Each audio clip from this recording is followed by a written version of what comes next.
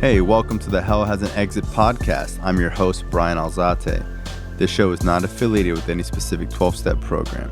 If you or a loved one is struggling with an addiction, please find a local 12-step meeting. If you believe you may need detox or drug treatment of any kind, please call 888-699-9395 to speak to a specialist. The show is sponsored by United Recovery Project, a state-of-the-art drug and alcohol rehab facility. You can visit our website at unitedrecoveryproject.com. Welcome to Hell Has an Exit. This is our podcast that I'm starting. This is based for people in recovery, people who have escaped hellish conditions and have lived to tell about it. It's the first time we're doing this. I have my childhood friend, Alex Bernal. What's going on, everyone? My name is Alex. I'm excited to be here, man. Excited for what you're doing here, brother. Bro. Yeah. It's been a while. Cool. I know. It's funny because I've known you for like 18, 19 years. Yeah, it's crazy to even think about that, yeah. And then, life has its ways, man. Everybody like kind of departs, but then comes back. Yeah, well, sometimes. Yeah. I mean, you always have your childhood friends, like there's nothing. The thing with us, and I think like a lot of people we grew up with, is that I cannot see you for 5 years and then pick up right where we left off, and then for the most part, well, you're easy to speak to. I feel like some of the guys that kind of kept going on that negative path, and you kind of talk to them, you have that love for them still. Yeah, but it's hard to connect with them. It's hard to connect, because there's just nothing there anymore, unfortunately. Yeah, a lot of times, when people change and get older, if you guys aren't on the same page or whatever, even spiritually, mentally, whatever, it's hard to reconnect after years, but I just feel like we've always been close. And a lot of times, I was thinking about this last night, like growing up, we were like brothers. Oh, yeah, bro. We were together every day, man. Yeah, every day. So, and I think talking about hell has an exit, and you just brought up spirituality. I think that's what snapped me out of a lot of stuff, is just that wanting to understand yourself and like on a deep, deep level, Because everything is so superficial, especially down here in South Florida. Everything's like, who's going to party the hardest? Who's going to outdo the other person doing something you're not really supposed to be doing? I didn't realize until I got older, but growing up in South Florida, we definitely had a different experience than other people. It was just wild down here. And it's just too drug oriented. I mean, a lot of the kids that we grew up with had, their parents having all the money in the world. And instead of actually taking advantage of that, ourselves, you steal money when you're on a dark hole, and then you go and you get whatever you needed to get high. And yeah, I mean, I think that's like a common misconception, is that like I don't know, but for me, like growing up, I know kids that grew up in nice big houses that were way more fucked up. Oh, yeah. And even more street eventually than some of the kids that grew up in some of the lower income houses areas, or whatever, you know what I mean? Like we had kids that grew up in Weston and grew up to be gang members and drug dealers. And I have a friend of mine that grew up in Weston and had like an attempted murder charge for shooting up a car when he was like 16, And it's I believe it, man. It's like, dog, you live in Weston. Yeah. But trying to gang bang in the suburbs, man. Yeah. So let's get into it. I don't know much about your childhood. I think you have an interesting, amazing story. If you want to do like 15, 20 minutes to just share like how you grew up when we started. Yeah, like before we met. Yeah, before we met, and then like how we met, and then we'll take it from there. And then I'll ask you questions in the middle. Yeah. Well, I actually didn't really start noticing that my life was that crazy until just about when I met you. Just because growing up in Colombia, having that money and growing up with private yachts, private airplanes, helicopters. At 14, I was 13, 14. My first car was a Grand Cherokee green bulletproof with a chauffeur. I didn't have a license, and they were just getting driven around. Yeah, I was like 13, 14. And my mom would borrow the car, but she would have her car. And then we had a chauffeur, which was a family friend, but he was still designated to drive me around in a bulletproof car, and it was normal, to me. I didn't know any different, so I was just driving around. Did you just think that all cars were bulletproof? No, I knew mine was bulletproof, and I felt like a badass. But I never really asked what my father did or what anything of that was. It was just normal. I think I was maybe 5 or 6, and we had 3, 4 farms, 4 apartments. My mom had 3 or 4 cars. My dad would have like 2 or 3 cars in each property. And that's just the way it was. So I didn't know any different. I didn't really ask what he did. Now, growing up, like, I always wonder, like, did you guys have dinner every night together? Was your dad around all the time? Was he No, disappearing? no, Like, he was never around. He would have shown up maybe every like 3 or 4 months for like a week, maybe two. He would come by with like a couple luggage bags full of toys, one for me, one for my brothers, and then one for my mom. And he'd just stay. He would visit for like a week, week and a half, and then just bounce again. We wouldn't see him for like 2-3 months. And maybe during holidays. So like for Christmas, he would come down for like the month, and then that would be the family time. And during those times, yeah, we would sit down, have dinner, and be more like sociable. But during the regular school year, it would just be my mom wasted. Like I would get home from school, and then I would get home. I don't think I've ever seen your mom drunk. Well, my mom got sober-ish because she still drinks once in a while, but she stopped once we moved over here because she was kind of forced to be a mother. Down there, we had 2 maids that lived in the apartment with us, and then So I a never thought part-time about maid. that. So, like, when you guys were living in Colombia, your mom was still kind of like the party wife, Yeah, doing whatever she wanted to do, she probably was a shopping. badass in her own right, man. Yeah, she would. So I would get home from school on a Tuesday, and she'd be wasted on the couch, just passed out, wasted with 2 or 3 of her friends that were there. And then if it was just my mom and the neighbor, I would wake up my neighbor. Her name was Dolly. I love her to death still to this day, man. I would wake her up and tell her, hey, Dolly, it's like 3 p.m, man. You got to go home. And she would just walk home. And then I would wake up my mom and I would take her home because my brothers would get home at 4.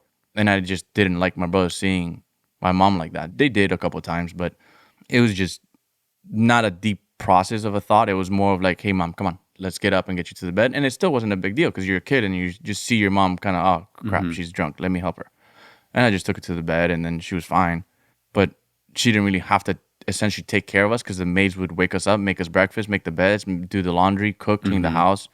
She would be a mother in the sense that during the weekends, she would gather up all the cousins, take us in the car. We'll go to one of the properties, one of the farms, spend the weekend, come back home. And she would party all through the week, all through the weekend. She was just constantly shit-faced. That's interesting. And then, so I guess for people that are listening, they could probably try to figure it out. But your dad was probably, how high would you say, up there in like the Medellin Cartel?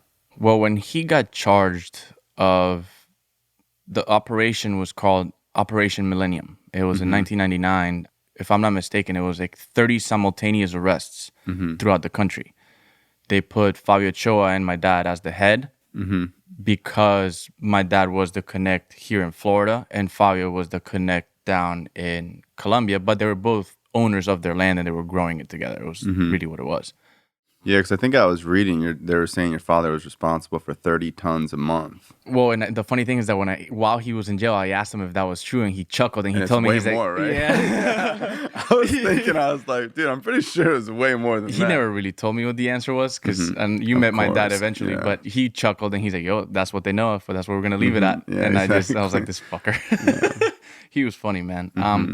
But it was all business for him, you know what I mean? Like he, even growing up and then later on. They call him like the Bill Gates of Coke or something. Or like he was very intellectual, right? He was the numbers guy. He was the one that decided what the cost should be of the kilo and how much they should ship in one shipment, how much they should pay the guy that's landing. He was the numbers like logistics guy. And numbers. Yeah, he was the logistics guy. What was he like as a kid? He was like himself as a kid, or when I was a kid? When I was really young? Yeah, I mean, he was actually very involved in my early childhood up to when I was like 4 or 5 years old. Because before then, even though he was already kind of making moves here and there with Fabio, Pablo Escobar was still alive. So he wasn't really in the game fully. That was more his friend, his childhood friend, which was Fabio Ochoa, and his family, which were the ones that were really, really intertwined with Pablo Escobar. My dad was just a connect, you know, and he had his, I think he sold like Italian or French kitchens down in Fort Lauderdale. And that's just what he did. He sold kitchens and he was doing fine. You know, it was him, my mom, myself in an apartment. And I want to say when I was 3, almost 4. That's when he started blowing up? That's when he decided just out of the blue, okay, we have to move to Colombia. And there was just no questions asked. My mom had no say in it. I think my mom was trying to like start up a company down here. He didn't really let her. He's just, we're gone. So your parents met before he started Yes. Everything. Yeah. I didn't know that. That's interesting. Yeah, they met before he started anything. And I've actually had the conversation with my mom, because once my father's gone, you kind of have questions that you never asked. And you're like, hey, mom, how did you guys start? Like, was he normal? Like, was he always like this with you? You know what I mean? Because he was, at the end, he thought way too high of himself. And it made sense. But my mom's like, oh, no, he was a completely different human being. He was sweet. He was gentle. He was like super in love with her for like the first 2 years. They traveled the world. They went to like Monaco. They would go to like Dubai. They would go in Dubai back then was nothing. It was just to explore Europe, Canada, Alaska. They went everywhere. And so let's go back to the childhood. So you're 13. You have a bulletproof green Grand Jeep Cherokee with a chauffeur. We would drive around because the windows were too thick to actually roll down. So whenever you ordered like food or anything, you have to open up the door. Oh, you couldn't roll down the windows because they would go like halfway, if that. They wouldn't go all the way down. So it's not like you could just stick your hand out and grab like fast food. Could you drive in Colombia at 13? Like you're driving? I drove it several times. I didn't have a license, but because I remember as kids you would tell me like, oh yeah, bro, I used to have a car. And I'm like, you never had no car, bro. It was cool in the sense that like as a kid, I felt that sense of freedom.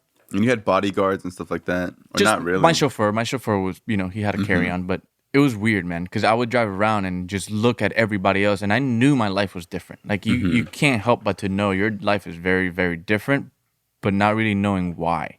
Because essentially your dad was probably a billionaire. Oh, right? Yeah. So at some point, I mean, maybe when I was like 7 or 8 years old, I asked my dad that once, actually. Like how much money you make? Yeah, because I would see everything we have, and we would go to his friend's house, and his friend's house is no house. It's a private island with a landing dock with a helicopter, and the only way to get to his island is on boat or a helicopter, yeah. And we would go on a helicopter. I'm like, oh, Dad, whose helicopter is this? And he's like, yours, baby. I was like, this isn't mine. He's like, no, anything that's mine is yours. So I was like, so this is yours? And he's like, yeah, it's yours. And I was like, oh, shit, I have a helicopter. Yeah. And we would go to his buddy's house, and it was a mansion on an island in the middle of I don't even know where.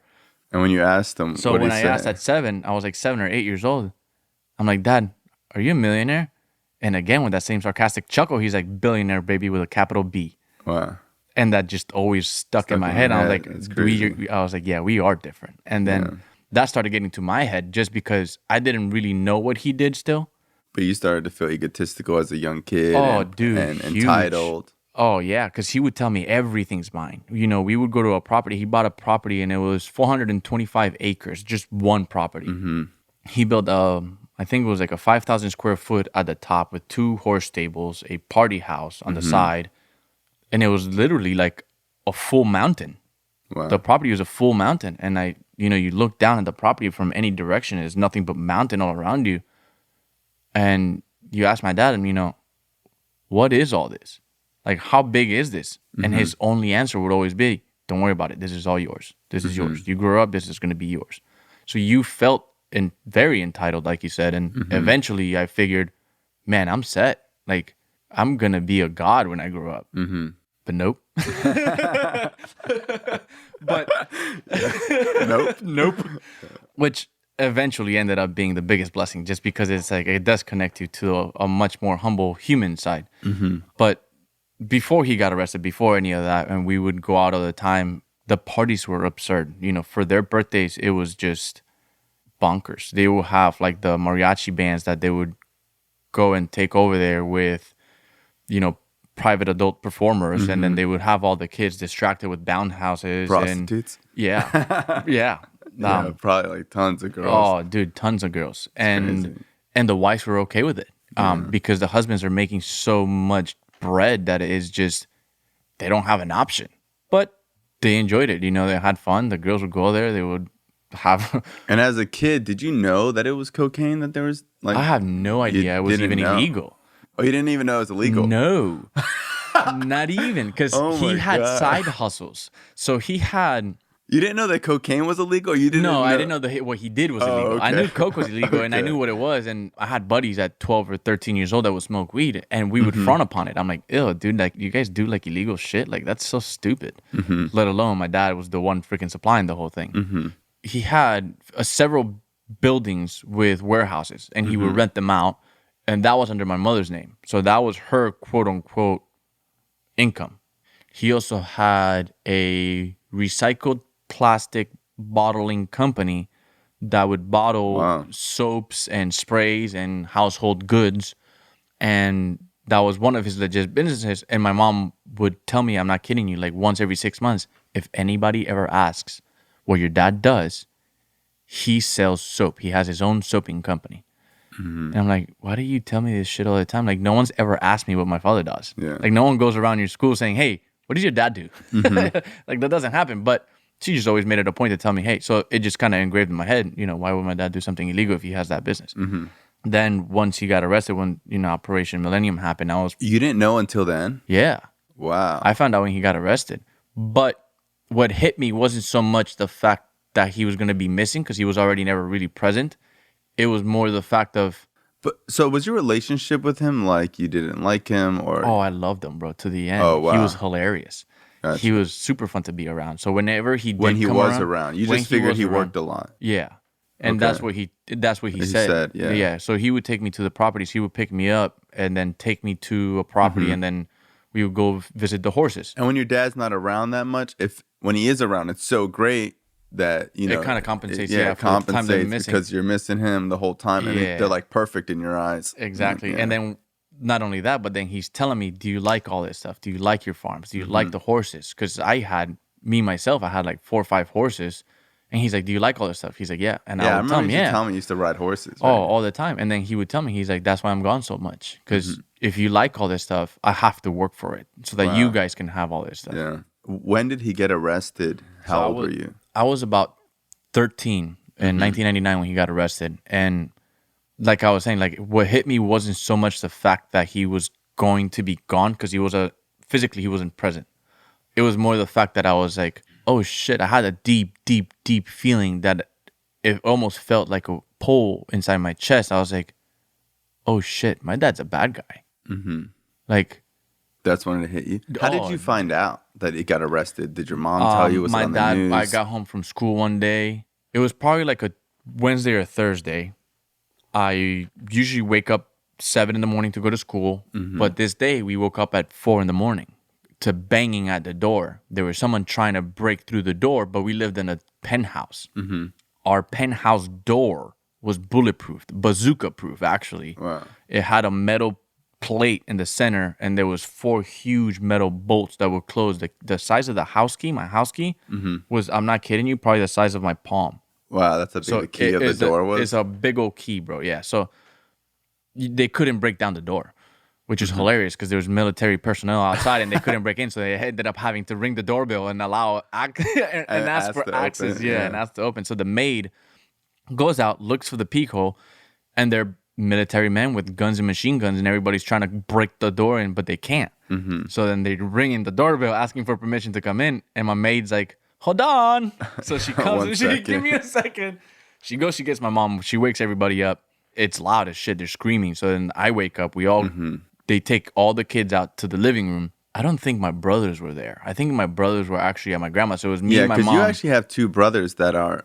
My twin brothers. Twin brothers that are my age? Or they're a year older than me? They're almost a year older than you, yeah. Gotcha. Because they're turning, today's their birthday, actually. Yeah, 31. Happy birthday. I'm so stupid. I was like, oh, it's Simon's birthday? Yeah. Bro, they're twins. It's both their birthday. Too. Most years. Oh my God. Yeah, because I was like, oh, cool. It's one of their birthdays. Yeah. But... It's their birthday today, so whenever they hear this, happy birthday, bro. Yeah. So my brothers were actually, I think, with my grandma that day, and we got woken up by the military personnel. So they were looking for your dad, or they were trying to arrest you guys too? Well, it was simultaneous arrest, and they were trying to get 32 drug dealers. They were trying to arrest the entire cartel in the same operation, the same morning. And 2 of them got away. I read online that your dad was the number 1 person. It was really Fabio, because Fabio is the one that got my dad into it, but it's not like he held back. He ran in, guns blazing, he dove in head first, and he was the head in his own right, just because he wanted it just as much as Fabio. Fabio was... They called him the juvenile because he was like... Juvenile. He was the young kid in the block, and he made it quick. He made it really fast. Yeah. But for all purposes, Fabio was a much smarter, low-key... Even though he had a lot more properties and a lot more money, he was low-key as far as his presence. He wasn't out at public, going to restaurants and stuff like that. Your dad was? My dad was. He wasn't flashy, but he was all over the place. Not with us, at least. With the family members, I never saw him in a public place. It was always like someone's property, someone's house, yeah, or it was never a restaurant or anything like that. But Fabio was even more low key. Did you meet him? Fabio? Oh yeah. Wow. Fabio was like an uncle to me, man. I've known him my entire childhood. I had no idea. That's crazy. So me and his, I'm not gonna say their names, but me, both their sons and their daughter, we still talk to them? We all grew up together. To the daughter, she's the younger one here and there. My mom and his wife are still friends, actually. Wow. And there's actually a fallout because, and we'll get into this a little bit later, but when my dad died, a lot of people thought that Fabio had something to do with it. And after speaking to his wife, she was like, no way, he's devastated. Like, but the media has their ways of, you know what I mean, twisting everything up, saying, oh, he's got like enemies or whatever. Of course. Let's get back to, so they're breaking down the house. They have to ring the doorbell. Yeah. So they ring the doorbell. I wake up. We're all at like 4 a.m. and we're in the living room. They're not saying a word. They're not letting anybody move. There is 3 or 4 people aiming their guns at us. I'm probably like 13 years old. My mom's there sitting with me. And the 2 people that were aiming their guns at us, their fingers weren't on the trigger, but they were ready for anything. My mother asked, like, do you really have to point that at me and my kids? And the 2 that were aiming didn't answer. The commander that was standing there, she's like, you just don't ask questions. You sit right there, ma'am. And then the other guys were searching the entire house for the safe, which they never found. There was nothing really in there either. It was just some cash and like private, papers and stuff. It's not like they had like a stash of cash. Yeah. It's hilarious because at a house. Yeah. So then they found my dad in his house in Bogota, and same thing. They broke down his house and they were looking for cash over there. So I still didn't know what that was about. 7 a.m. came. I took a shower, went to school. There's military personnel all through the building when I left. I was in the penthouse. I went to school that day? Oh, yeah. Yeah, my mom probably wanted me out of the house, man. She was like, go to school, bro.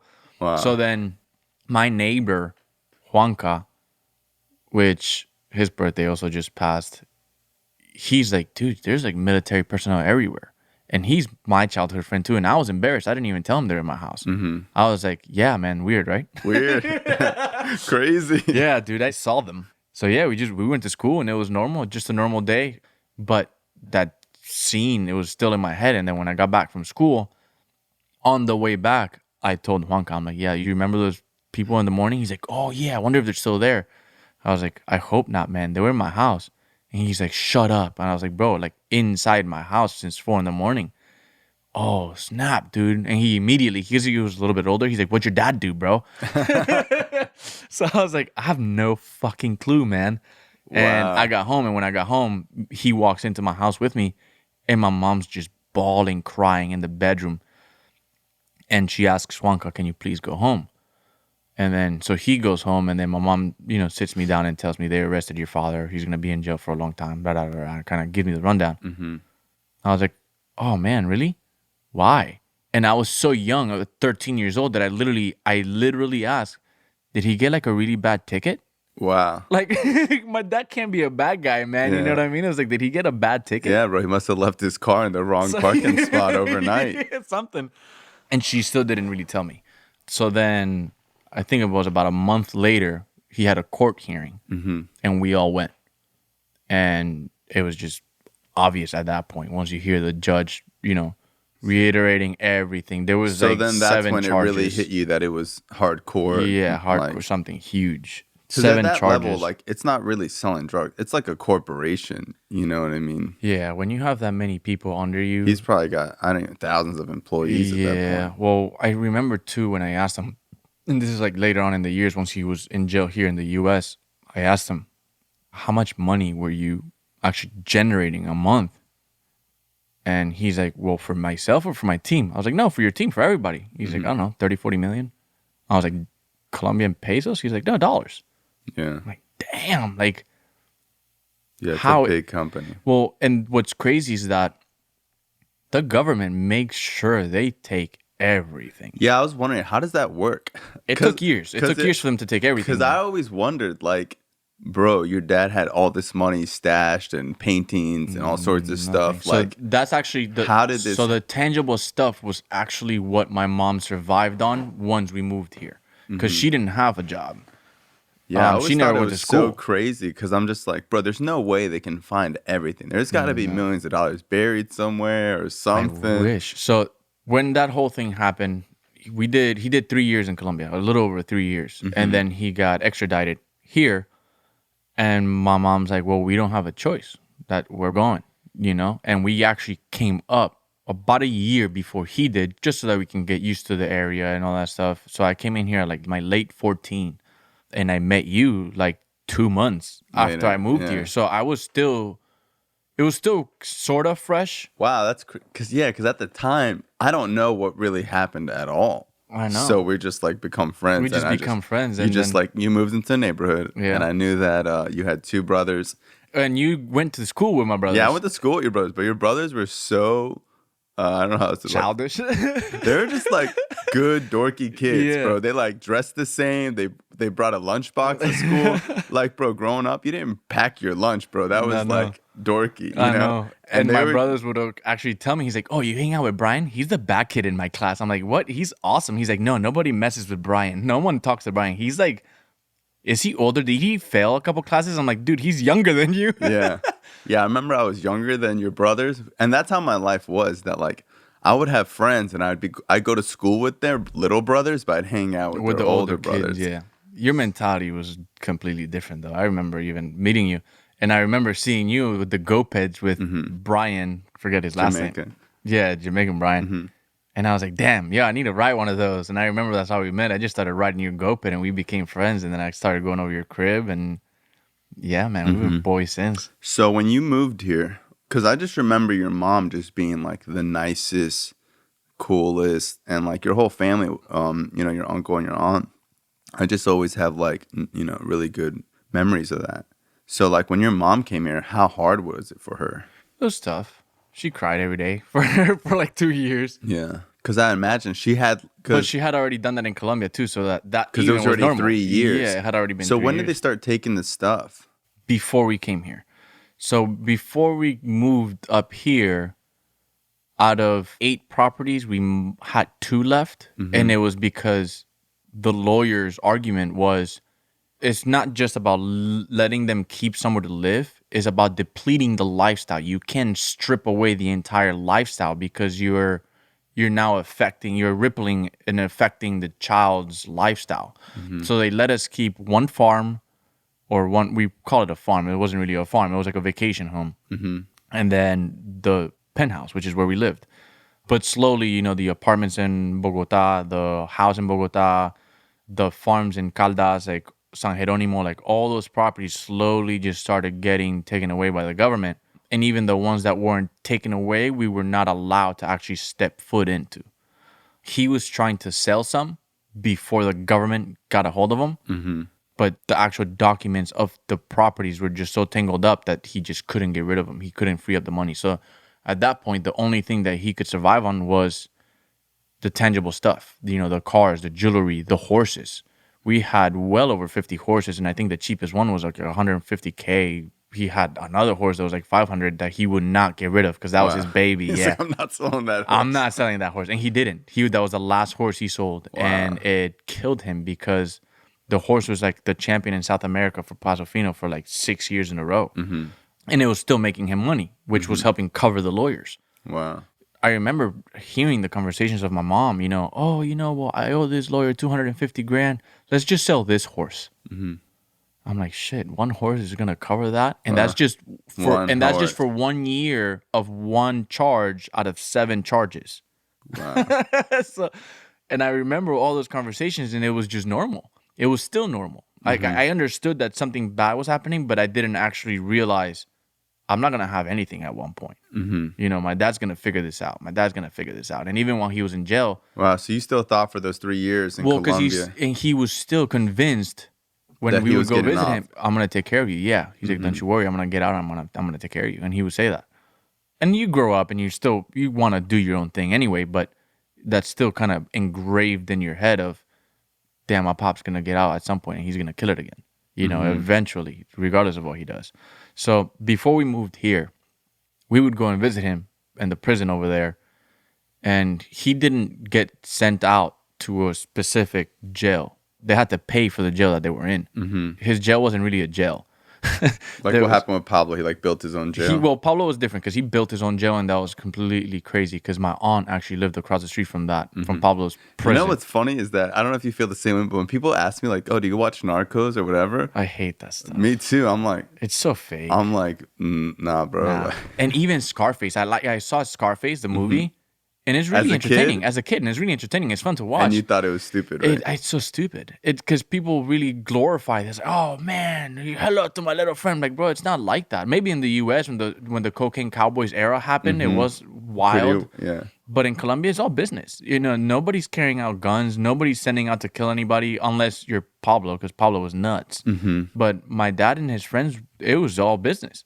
You rarely heard of anybody saying, "Go kill this person." Not once. And I was around it all. And I would listen to their business conversations, not knowing it was illegal business, but listening to business conversations constantly and telling, you got to talk to this guy because he's making the wrong moves or, lotta, but never anything. But one thing I wanted to say. So when we're down there and I would go and visit him in the jail was no jail. There was a tennis court.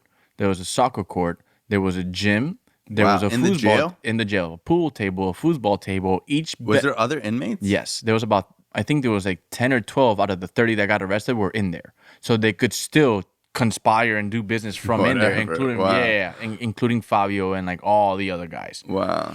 And they were still handling business from in there, and the cops knew it, and they didn't care. They would say good morning to them, hey, and ironically, the security would address my dad and the guys as Don Fabio, buenos dias. Yeah. Don Alejandro, ¿cómo está? Like, very respectful of their status because they knew who they were. Of course, bro. If you fucked with them while they were in there. Oh, man. Yeah. And they were all getting paid to be allowed to have cell phones, to be allowed to have DirecTV. They all had king-size beds. They all have their own showers. It was a hotel. It was weird. And next door... I remember hearing that, like, you have, like, these hardcore drug dealers go to prison, and they're freaking out because they have to have their right soap. They're like, bro, if I don't have my... Like, they can't do... That was my dad, because his soap came from Mexico. Wow. So he's like, if he don't have the right soap, he would flip out. Yeah, because they're so, like, they're not like these tough, hardcore guys toting guns. They're, like, billionaires that, like, wash their hands 1,000 times and, like, wear, like, my dad would lose the DirecTV for 2 days, and he would freak out. He's like, you need to call the cable guy. Like, you need to call the cable guy. Like, dude, you're in prison, bro. Uncalled for. I had the worst day yesterday in prison. The cable went out. Couldn't watch the fucking Mayweather fight. All right. And back then it was Tyson. I remember them talking about Tyson fights. Yeah, that was hilarious, man. So after all that happened and then the extradite, I felt like I didn't really have friends. Like, it felt like everything got stripped really fucking fast. I knew everyone. And that made it worse. Because then everyone's like, oh, shit, you're that kid. You're that kid. And then maybe out of everybody I had, maybe I kept like 1 or 2 real friends. That's it. They never asked me about my dad. They never asked me anything. They just still wanted to hang out. It scares people. Yeah. They're probably like, oh yeah. Shit. A lot of people were not allowed to hang out with me anymore. So, hey guys, you still playing soccer after school? No. No, some kids actually in school, my mom told me that I wasn't allowed to talk to you. And not even in school. And they would I was like, well, that's stupid. Yeah. Like, it's me, bro. It's not my dad. I'm not the one selling drugs, you moron. They're just concerned for their safety and stuff like that. And it was that. And then once I moved over here, it made it 10 times worse because I didn't really know the language. I barely spoke the language. My accent's heavy now. I mean, back then it was way worse. And then lucky for me, I met you, our buddy John, Christian, Sean, the group in the neighborhood. And you guys made me feel at home. So I had some sense of home. Yeah, because even though we were like, everybody was Spanish, right? Like everyone was Cuban or Hispanic, something, Hispanic. So like everyone kind of spoke Spanish except for me, right? Except for you. Even though your dad always speaks to you in Spanish, you understand everything. You just never answered. I could buy drugs in Spanish. That's about it. That's about it. Drugs and food. But all right, so you move in. And how does it feel knowing that, like, did you care about this stuff? Because as a kid, you never cared about this stuff. I never heard you be like, I used to. Not about the material things. No, not the material things. It was more like the friendships. And ironically, I never really seeked out drugs until I got here. And it was because, one, the language, the schools here felt like a prison. Really? Dude. What's the difference? The doors, the smell. What's it like in Colombia? The lighting, it's literally the same as the prison in Colombia where my father was. And when my dad got out, they gave him the option. You either have, I think it was like a 10-year probation, and you're not allowed to open up your own company. You have to be an employee for those 10 years. For 10 years? For 10 years, you're not allowed to open up a company. Holy cow. You open up an LLC for $125. He wasn't allowed to. You That's can't. crazy. Yeah. You can't own anything. No LLC, no nothing. Wow. So he felt insulted. He's like, you know who the hell I am? And then I remember him feeling like, I'm going to do whatever the fuck I want to do. I don't give a fuck. And that's why he left. And your dad tried to talk him out of it. I tried talking him out of it. I remember him being at my house and my dad telling him, like, dude, don't go to Colombia. My dad was like, Bryan, come talk to this guy. Tell him not to go to Colombia. I was like, bro, are you crazy? Alejo, don't do it. Yeah, and he's like, I remember he was like, what am I supposed to do here? Work here at McDonald's for the rest of my life? You know, he just had nothing. He's like, bro, what am I going to do here? Yeah, nothing. And he didn't really want to get into the business again. He just didn't comprehend the employee mentality. He didn't. And I respect him for it, you know, because you want to be able to pursue your own destiny in a sense. Yeah, so he didn't want to. He left. But back to when I came back the first time around and I met your dad and then me and you started getting close. At that point, I was already full blown. I want to try everything. You know, I've been drinking. I had already tried weed. Somewhere. How old are you at this point? 16? I had just turned 16. So you had just turned like 12. Yeah. Yeah, because I'm 4 years older than you. So you had just turned 12. I had just turned 16. And you already had like a pack of Newports in your pocket. And I remember the first time. When I tell people my story, they're like, what do you mean? And it's crazy because when I meet my friends' 12-year-old kids, bro, they're so innocent. They're children. And when I was 12, bro, I had Newports, a lighter, a 8-ball in your pocket, and a double tape. A double tape. The Bryan's double tape, bro. Yeah. You were okay. So yeah, for people that don't believe that story, bro, Bryan at 12 years old was my cocaine plug. Yeah. I was 16. You were my plug for coke. You would walk around with bars. I remember at 13, you would have bars and coke. So you would tell me, hey, do you want a bar? I'm like, what the fuck's a bar? And whenever I would get drugs at that time, I wouldn't like make a big deal about it. Like, oh, no, I just have bars. Happened to have two Zans on me. And that's why I tried all that shit, because Bryan's like, a lot of people think that like, oh, your older friends might have got you into it. Bro. I still don't know where you got that shit from. You were the plug, bro. I remember you would come up and like, yo, you want a bar? I'm like, yeah, I'll try one.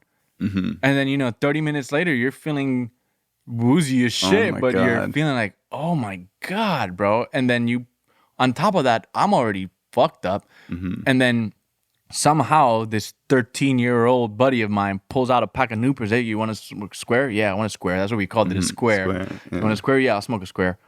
And then you would pull out and just break. He's like, oh, no. Before you even showed me the coke, I remember you would ask me, like, yo, do you have like a debit card or like some sort of a card? I'm like, no, bro, I don't even have a wallet. And then you would run to your house, which was next to the park, grab some random like hotel card or whatever you can find, like a business card, come back out to the park, pull out the coke, start breaking up like 4 lines, and just do 2 lines right there. And hey, do you want one? Like, fuck, I'll try it. Yeah, dude. I mean, I just remember doing drugs at a super young age, and sometimes I forget, like, dude, you're how like, young that was. Yeah, bro, because I remember the last time we spoke, you're like, oh, yeah, I did. I was doing coke at like 13. I'm like, no, dude, you were like 12. Because I was sick. I had just turned 16, and you already had it. You had to have been 12. You're 4 years younger than me. Yeah, you were 12 and just starting 12. That's crazy. My stepson's 11, bro. I've been telling people 13 for a long time, but it probably was 12. Because when I got here, I was sick. I had just turned 16. Because I think this is like summer going into 7th grade that I first started to do coke. Which is crazy because I was already smoking weed. I remember weed was like... We would smoke all the time. I was doing coke because I had already been arrested with weed, so I had to do a drug that comes out of your system, so I transitioned to coke. Yeah, I remember you would tell me that too. He's like, oh yeah, you detox this shit's out in 48 hours. I'm like, how do you know all this shit, bro? Bro, at the time I was in 12, I knew how long every drug stayed in your system. I remember. Whatever. But yeah, bro, I remember just us being kids and smoking weed at the park and doing coke and... girls, I forget who that girl. God. We had like a couple of cute girls. There were several. You dated that girl a couple months, but yeah, you got all the girls. Yeah. I didn't do too bad, man. That was fun back then, but yeah, but I remember This is what I remember. I remember when everyone got barred out. I don't know what happened, but we all went to a party. You, me, Albert, Velez, and all these people. Mm-hmm.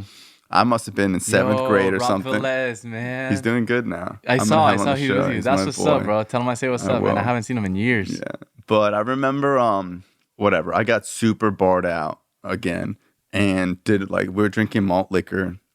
And I remember I punched the Burger King drive-thru and like broke my knuckles. I remember that. And blood everywhere. And then we all woke up on our parents' lawns. Like I was on my lawn, Albert was on his lawn, Sean was on the lawn. I think I woke up at a park. Yeah, you woke up at the park. At the park down the street. Spread out the neighborhood. And we had like this whole talk.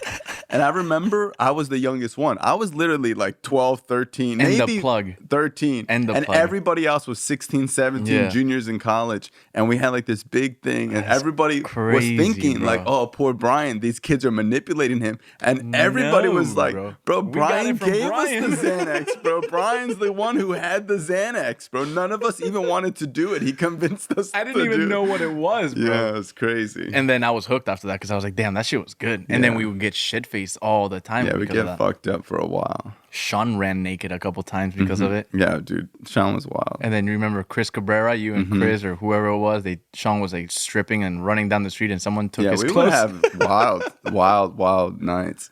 Streaking in our neighborhood. Yeah. And the thing is, like, our neighborhood's nice. You know what I mean? Dude, yeah. I think the cheapest house is like $400,000. Yeah, it wasn't like a shithole neighborhood. It was like a nice neighborhood. And then Pretty Ricky and the Mavericks lived across the street. We had like a crazy childhood. Spec, man. Yeah, Spec. I'm still friends with him. I still talk to Spec. I talk to Special. Man, those were my boys, man. Yeah. And Slick. I love Slick, dude. He was hilarious. All those boys were cool as hell, man. Yeah, we have an interesting spot. Yeah, remember like the park would just be popping at like a Wednesday night. Us, bro, like 6 cars. I know. 6 cars deep, whatever. And remember we would be like, when they were just first starting to build the Mavericks, they would throw the videos in their house. Yeah, have all we'd do like music videos at their houses. And Trick whatever. Daddy would come Trick through. Daddy, Trina. Yeah. Trina, bro. And you were the youngest and still supplying. Literally, you were giving them shit too, bro. I remember like, nuts, I could get Bud. Whatever. Yeah, I can get Bud like it's all good. Yeah. That's crazy, bro. To put into perspective, like the age-wise, because Slick's even older than I am. Till today, I don't know how old he is because when we were kids, he would tell us he was like 18. Different ages, and then we're like, bro, it's been 3 years. Yeah, you've been 3 years. No way you're 18. I had no idea how old he was. And he never went to school. Yeah, he never went to school, bro.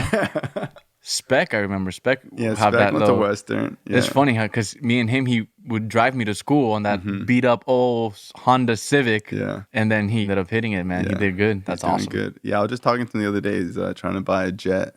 Is he? Yeah. I mean, if he travels a lot and if marketing wise it's feasible for him. Yeah. I mean, there's a lot of benefits to owning a jet. You could write it all off. I mean, a lot of people, it's not that much of an expense when you could write it off. Yeah. Bro. You could write off the whole price of the jet. So once I got here, so I was going to say, we always get sidetracked with stories, but when I moved over here, it's just bitterness, bro, because you're just angry at everything. And then the drugs was fun. It was a distraction. And it was, I don't know if it was the friendships or the actual drugs doing them so much, but I felt home. I felt okay. And I would be sober in school and I'd be pissed at the fucking world. You know, anybody would like look at me wrong in the school and it was fight after fight after fight. And then my boys it was the same thing. You know, everybody in school, it was just anybody I associated with, we were all the bad kids. And we were cool with it because those were the realest ones. I knew that those were the ones that were going to have my back. And then eventually, you know, we all got kicked out, you know. We all got like, they were going to arrest us all, but I think they all put us under contract and like, oh, okay, we need to split every single kid and you all got to go to different schools. Some kids got kicked out of the state. Some kids got sent out to Georgia, another one to New York, another one to Washington. They sent me to Cyprus. Thank God it was down the street. That other kid, Jovan, he's not here anymore either. He went to Cyprus. Jamaica, Matthew, he stayed in Western. But, you know, I went to Cyprus, still angry, you know, but the connects kind of started changing. And I remember by that point, you had already OD'd like twice. And even though I still did stuff. What's funny is that in my mind, I didn't. You know what I mean? Because like in my mind, I'm like, well, an overdose is when you're like on heroin and someone like Narcans you. But for me, it was like, oh yeah, like that time I woke up with like my lips blue. I remember you telling me the stories, and then your dad was devastated because me and your dad got really close because him and my dad being friends, he would tell me, "Ay, mi hijo hable con Bryan. Bryan es un loco. Like he's crazy. Like." Yeah, and bro. now, and in the back of my head, it's like... So when did you start realizing that because I know like we drifted apart because honestly, there was just a point in my life where if you weren't doing hardcore drugs, like I just didn't associate with anybody. And I was like kind of embarrassed about it because people were just like... Well, and I remember that once... Because I remember even when I started to do coke, because there was a time where people would do coke, but they would do it on special occasions. And then I'd come around and people were like, dog, it's 9 a.m. Bro, we're playing basketball. You're doing coke on the side. Like, dude, you don't remember my ex-girlfriend Danielle's Sweet 16? Oh, my God. Yeah, bro, I have a you had like 2 separate bags with 8 balls. And we're on a Sweet 16. There's no alcohol because parents everywhere. And I'm just skeeted out of my mind. And me and you were going to the bathroom like every 10 minutes. Not even. I was going with you maybe every hour. You were going every 10 minutes, bro. Yeah. And coming out with shit in your nose. And I'm like, dude, you got to at least clean your nose, bro. Yeah. And like... I remember I was like really into the girl that they like connected me with. I forget who she was. And I was like, man, this girl's gorgeous. And I remember... Was it Courtney at the time? No, it was this other girl. I forget her name. Because Courtney had it for you for a while. Yeah. It was her sister. Everybody. Yeah, she had it for you. But... sorry, Courtney. Yeah. But I remember she... it was this girl and she's like, yeah, I really like him. But what is going on with his nose? And they were like, I remember Courtney covered for me. She's like, oh, he has allergies. He has allergies. She's like, this guy. And like, because remember we used to practice to do the dance for the Sweet 16? Yeah. And I would be all geeked out. But yeah, so I think there was a time where like people, even with coke, were like, dude, you're doing coke too much. Like, I'm not going to hang out with you if you keep doing this. I don't think I ever told you that I wouldn't hang out with you. I don't think you did, but other natural. people did. I think it was just natural to drift because I just wasn't into it that hard. Yeah. Which is funny because people don't know that it's like, dude, a lot of my older friends are my good friends and were trying to help me. A lot of people were like, bro, you have these fucked up older friends. I don't think I was smart enough to help you because I didn't think you were going to go down that deep as fast as you did. I just remember, I moved out of the neighborhood. I went to a different school. Yeah, I forgot about that. And then my substance changed. I started getting into rolls, acid, mushrooms, Molly. And it was more like... Party drugs. Yeah, party drugs. And I was a little bit older and I was going to Miami and doing all that stuff. When did you know that, like... Because I always wonder how other people's perception was. Like, did you hear stories of me, like, when I was getting worse and worse from my dad? From your dad, yeah. Because he would tell me, he's like, can you talk to him? He listens to you. You're like his brother. Can you tell him? In the back of my mind, I'm like, what do I tell this kid that's 4 years younger that was my plug? Yeah. You know what I mean? Like, I can't tell his dad, yo, he got me into shit. Yeah. Yeah, bro. I'm feeling some type of way, bro. You kind of fucked my life up. Well, and I was older enough to not really get like too deep into it and not really get addicted to any substance, which was, knock on wood. I mean, I've always been able to just I don't feel like doing this anymore and just cut it off. Summer going into 8th grade was my wildest summer of my life. That's like, nuts, bro. Partying, going out, whatever. And then right in 8th grade is when like it all stopped and then I just became a straight What's cokehead. Crazy is that it felt like you were my age that entire time because of the shit that we were doing. And it's like looking back. Yeah, I remember having friends my whole life and we'd be driving and then they would look at me and be like, fuck, I forgot how old you were. Like I can't believe you're fucking... Yeah. 13, bro. I was like, bro, I gotta go to school tomorrow. They're like, yeah, bro, it's crazy. They're like, oh wait, you go to fucking Indian Ridge. Yeah, you go to Indian Ridge. Yeah. Which was hard for me. So like when I went to high school, when I finally graduated, I felt like I was in middle school for 10 years. But like when I finally went to high school, bro, I didn't fuck with anybody, bro. It's because all my friends had already graduated and were in college or whatever. So I felt like I had nobody. And like growing up, 4 years is a big difference, bro. Like when you're 14 and your friends are 18, I couldn't connect with people 15, 14, 13. Like I just was like on a whole nother, they were talking about going to the bowling alley. I was like, bro, the bowling alley. You know what I mean? People were talking about going to the movies on the weekend. Like, I was like, what, bro? Fuck? I sell coke. I thought I was like your dad. Yeah, I remember. I thought I was like some big shot, but we have something that we say in recovery that like if you're not humble, you'll be humiliated. Oh yeah. And I feel like my ego got so big, and I thought I was invincible, and I just totally crashed and burned and wanted to die, and totally regretted everything I've ever done. I remember not necessarily following you from afar because I didn't really have social media, but paying attention, knowing what you're dad would say, because our parents still spoke, and then your dad and my mom are still good friends, you know, and my mom would tell me, you know, Brian's getting better, he's going to rehab and this and that. And then I started, I think it was MySpace back then. Yeah. And you started posting pictures of like working out and shit. I'm like, I don't think I reached out, but I was like, oh, hell yeah. Like, you could see it. Yeah, I could see the difference because I was like, bro, this dude just got jacked in like 8 months. I was like, he's healthy. Like, that's what's up. Like, that's what's up. When He's got a new focus. Clean, I was like obsessed with working out. Yeah. And I was like, hell yeah. He's got a new addiction. Health. It was awesome. And even my brothers at that point started talking, oh, have you seen Brian? Yeah. He's I remember I would huge. see your brother when I had like 18 months clean. Yeah. Yeah. At 18 months clean, bro, I drank water and ate boiled chicken and lifted weights and went to meetings. And that's all I did, bro. I just lifted and went to NA meetings. And my brother started seeing that, and then I remember that's actually what caused my brothers to work out because they're like, damn, he's younger and huge. Yeah. And then they started working out. Yeah, because I got clean at 17, so I was 18 probably benching 315. Yeah. That's nuts, bro. I'd be surprised if I don't think I can get even close to 200. I probably can't right now, bro. Like, I peaked out at 18, 19. I was just like, whatever, I can't lift that heavy anymore. That's crazy, bro. And so let's talk about like your journey and like spirituality, because I've just like you saw me change, I've seen you change. Where like one day, dude, you're just posting crazy spiritual stuff, and I love that stuff, man. Yeah. So how did your transition go from like the material life that you had as a kid to, you know, your dad going to prison to dealing with his death? You know, you really taking your different journey to like spirituality. I've liked the spirituality aspect of life always, but as a kid, it's not something you necessarily pursue all the time. You don't really need it as a kid because you kind of are spiritual. You're so spiritual, like already. You don't really need to learn about it because you're just so new. And it's when you notice the disconnection between your child self and who you became that you're like, okay, this is like not who I am. You know, there's something really, really off, and it's like, the wind doesn't feel the same. I don't get joy out of just looking at trees like I did as a kid. Like you lose that wonder, you know what I mean? Like there's something different. And it didn't happen for a while, but ironically is when I started experimenting heavily with the hallucinogens. Because I remember you started doing a lot of acid and shrooms, and I loved it. And acid actually helped me cut off coke, Molly, and other drugs, which was great for its purpose, but it was also not, it's still not healthy. It's still a man-created substance. You know what I mean? So it's like it was one crazy trip. And I remember feeling, and you think that you're feeling because it's still an enhanced substance. It's not a real feeling. It was a temporary feeling.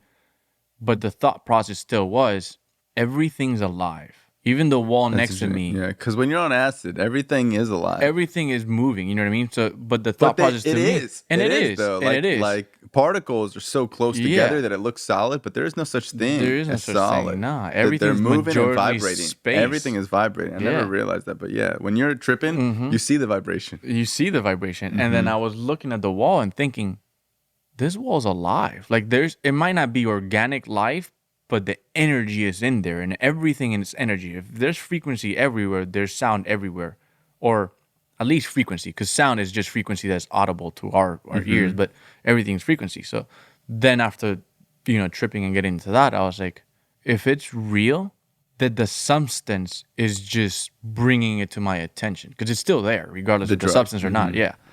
And then my questioning at that point, I didn't get too deep into that because I was bouncing in and out of jobs. I was still doing a lot of drugs, and it was still my main focus. I was losing jobs left and right just because I would get up and I would pay all my bills, and the second I would be like 3 or 4 months ahead, I would spend half that money in drugs and lose my job, and then be jobless again for like a month or two, and I'm like, fuck, I need another job because I just spent all my money. And what's crazy is that I was with my girl through that entire time. I've been with my girl now 10 years. Wow.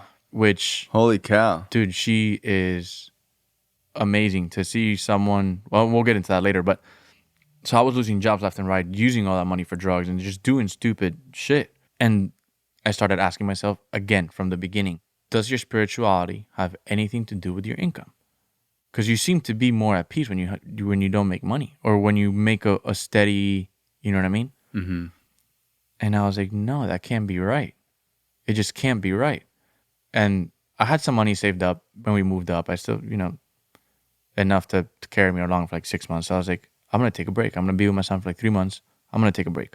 And in my break, I was like, okay, what the heck do I do? I'm home alone with my son all the time. I started smoking weed every single day. Every single day. And it started as, damn, I gotta like trim the bushes. I need to do laundry. I gotta clean. I gotta cook. I gotta do this. I gotta do that. I'll just get high and do it because I don't even feel like doing it. You know, you've been in that house for so long, and I was like, I just gotta do it. I have no friends. I have no family up there. Started smoking weed every single day for like a year and a half. And then once it got to the point where I was probably smoking about an ounce every single week, I was like, shit, I can trade in my Range Rover and get a brand new one for that cost. You know what I mean? That's an extra $400 a month. I wasn't even working because I was spending it from my savings. So I was like, okay, this is silly. I went dry and I was like, I'm not going to buy. And the first 24 hours I slept. The next day, I started getting in the rhythm again of meditating. Like, I need to meditate. I need to find myself. I meditated every single day. I still meditate to this day, but I was very, very, very meticulous. I need an hour, at least an hour every single day in the morning or at night or whenever I can. Like, I need an hour every single day and ask myself big questions. Like, what do you want? Who are you? Like, at the core, like, what do you really believe? Like, because you can convince yourself in your brain that what you're doing is right, but just because you want to justify what you're doing, it doesn't necessarily mean that the feeling below that is the actual feeling of what it is that you want to do. And then I started getting into my feelings and my emotions and changing my self-perception because the idea I had of myself wasn't really who I was. And it made me cry a couple of times because I was like, I am a liar. I'm a fake. I'm a fraud, like, to myself. Whoever sees me doesn't know who I am. That's not who I am. Like, that party dude, that guy that wants to make the money, that guy that wants to be the center of attention, like, that's not who I am, bro. This guy that wants to pick up all the chicks and make my girl feel like, oh, like, I can't believe I've done this stuff I've done to that woman, bro, and that she's still with me. But I had to ask myself all those questions, and it comes from, like, really, really deep. Like, I would sweat just sitting there. I was sitting there in the AC, and I would sweat, and I would cry, and I was like, just breaking through barriers. Funny enough, I saw you posting something about a writer, Don Miguel Ruiz, and my mom was heavy into Don Miguel Ruiz, and I was like, dude, that book changed my life. Which one? Four Agreements? The Four Agreements. I've read the Fifth Agreements. I've read almost all of his books. I've met him. I flew out to California to meet him. Yeah, he's super cool. Awesome. You know how, like, you think, like, oh, I wonder what he's going to be like in person? He's so chill. I follow him on Instagram. He's awesome. He was like a grandpa. He was just I like, follow him on YouTube too. He's super awesome. sweet at the treatment center that I run. That's one of the books we hand out to everybody. So that is like, it's fun. It changed my life. It's the simplest, easiest book to read. It's the easiest read, man. You can reread it 100 times and still see stuff that's out of there. Yeah, it's awesome. And it's crazy because, like, I cannot imagine someone read that book and not get it. Yeah, dude. It's so fucking ABC. It is. And it gets so deep so quickly and simply. It's like, it's fucking fire. And then as I was going through those questions in my head about myself, I see him writing about it. And I'm like, this is exactly what I'm going through. And this guy gets it. Like, this guy really, really gets it. And once I read that book, I was like, I need to realize that this isn't me. I'm not Alex. That's my name. And then look at my body. I was like, this isn't me. This isn't me. I mean, my body belongs to me, but it's not me. But wait, if I'm not Alex and this body isn't me, then who am I? Am I in my brain? No, that's just an organ. Where do my thoughts come from? Do they come from? Or are they just collective memories? So if they're just collective memories, if it's in my head, and, you know, you start that deep process of, it's like, okay, I'm getting too deep and I'm getting confused. Stop the mind. Just meditate, relax. Let the answers kind of come to you. And there was a couple of times where I got really solid. It was almost like a voice, but it was more like just a smack of truth inside of, like, you know this. You are everything. You are everywhere. You are always, and you ever will be. The past does not exist. The future does not exist. Things have happened, but when they happen in the present. The future will happen, but when it happens in the present. All you have is the present. You are here now. You are now. You are everywhere. And it was like a millisecond of a feeling that explained all that. And honestly, that's how it feels when you're on acid, that you have this interconnected all at onceness. Yeah. Where it's like time doesn't exist. The future, the present, it's all the same.